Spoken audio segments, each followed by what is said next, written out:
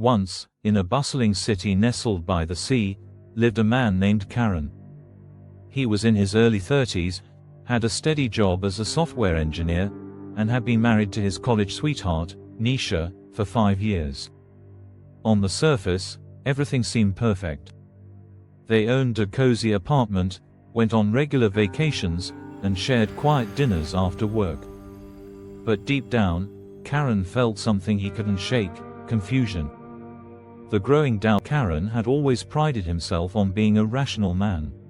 He had a clear view of the world, believing that life followed a set of predictable patterns.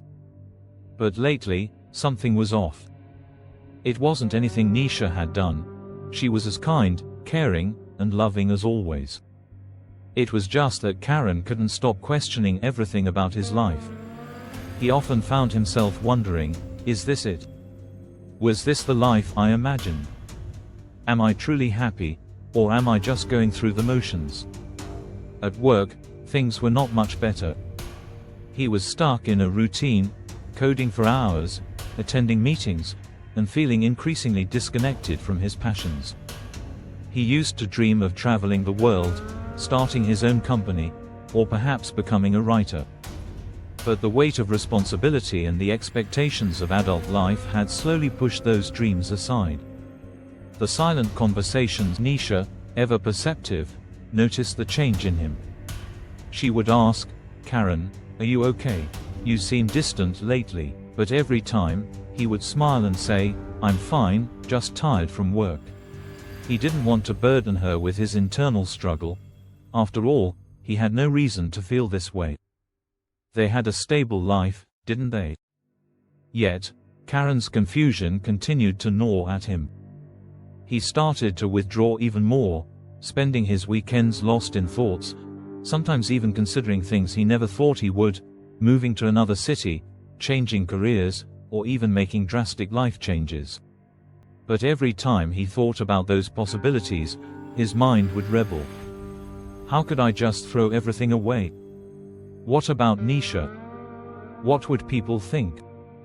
The meeting with Ananya. One evening, Karen went out for a walk to clear his mind. As he walked along the beach, he bumped into Ananya, an old friend from college. They hadn't spoken in years, but they instantly connected again. Ananya was carefree, adventurous, and had always lived life on her own terms. They sat down by the sea, reminiscing about old times. The conversation soon turned deeper. "You know," Ananya said, "I can't help but feel like you're living someone else's life, Karen. You've always had dreams, big ones. But now, you're stuck in this cycle. What's holding you back?" Karen was taken aback. He had never shared his confusion with anyone before, but something about Ananya's candidness made him open up. "I don't know," he confessed. "I feel like I'm just playing a part in my own life. I have everything I'm supposed to want, but I'm not sure it's what I really want." Ananya smiled, her eyes reflecting a world of experiences. "It's okay to be confused, but you need to be honest with yourself, Karen. You can't live a life that doesn't truly belong to you. Whether it's with Nisha, your job, or where you live, it's your journey. Only you can decide what it looks like." The moment of clarity. The next few days were a whirlwind of thoughts for Karen. He spent hours reflecting on his life, looking at it from different angles. He realized that he had been so focused on doing what was expected of him, being the perfect husband, excelling at work, and adhering to society's norms, that he had forgotten to ask himself what he truly wanted. One evening, Karen sat down with Nisha, his heart heavy with the weight of his thoughts. "Nisha," he began, "I've been thinking a lot lately. About us, about me, about what's next. I don't know if I've been fully present. I've been confused, and I haven't shared that with you." Nisha looked at him with kindness, the love in her eyes never fading. "Karen, you don't have to have all the answers right now. But I'm here for you. We can figure things out together. If you feel like you're losing yourself, let's talk about it. Your happiness matters to me." A new beginning. In the days that followed, Karen and Nisha had deep conversations, opening up about their individual dreams and aspirations. It wasn't that their marriage was in trouble. It was that Karen had to learn how to be honest with himself and with her. He realized that his confusion wasn't about their relationship, but about his own sense of self. Slowly, Karen began to make small changes.